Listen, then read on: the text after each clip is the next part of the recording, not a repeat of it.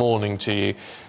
Make some sense of it for us. What is the difference between what Boris Johnson wanted and what Rishi Sunak has given us, and which is better?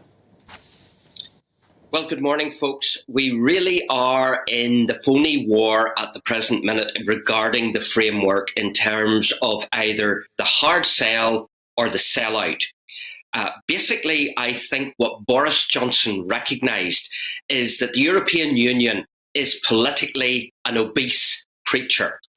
And yes, he has admitted that the protocol was a mistake, but was it a deliberate mistake? In other words, he invented this Trojan horse that he could shove in the middle of the EU to create a situation where the protocol had to be renegotiated, and they had to get a situation where they would get rid of as much European Court of Justice law.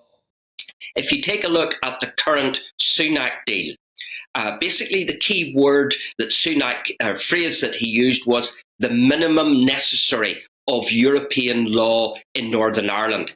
So he's talking around 3% of Europe, overall European law still applies to Northern Ireland. Now, to put it bluntly, you can't be a little bit pregnant. You're either pregnant or not pregnant.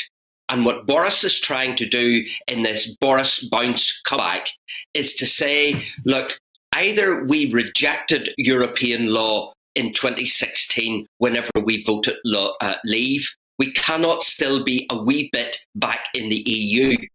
Now, the real issue about all of this is there another agenda at work here? In other words, if we take a look at the numbers stacking up, we're seeing people from the ERG, the hard right Brexiteers, they're rallying behind Sunak. So where does Boris make any potential comeback? So it's not going to be a victory in the Commons over Sunak, because Starmer has already said he will support the deal itself.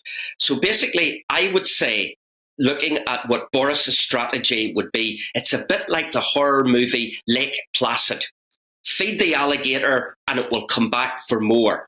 So Boris's view would be, basically, the framework merely represents the meat and potatoes. And what Boris and the ERG want is the extra veg and the gravy from the EU. They want to see, can they go back to the EU and get that wee bit more wrung out of the EU in terms of concessions? Because the big problem that Sunak faces at the present minute is that the DUP have not decided to rally round behind him. The hard sell is still not working with the DUP. On one hand, you've got the hardliners of the DUP based mainly at Westminster under Ian Paisley. And then you've got Jeffrey Donaldson, the moderniser, who I would say would be into Stormont as fast as anything. But he needs to be able to bring the party with him. And the key date here is May the 18th and the local council elections in Northern Ireland. Can he afford to string this I need more time issue out to May the 18th? I don't think he can, because parties are putting pressure on him to try and come in and accept the deal. Basically, on the ground, the DUP had 7 tests that they wanted. Word is on the ground that this framework, at the very least, 3, possibly 4 tests are being made. And that's the big situation that we're facing here. How does the ERG and Boris make that strategic comeback?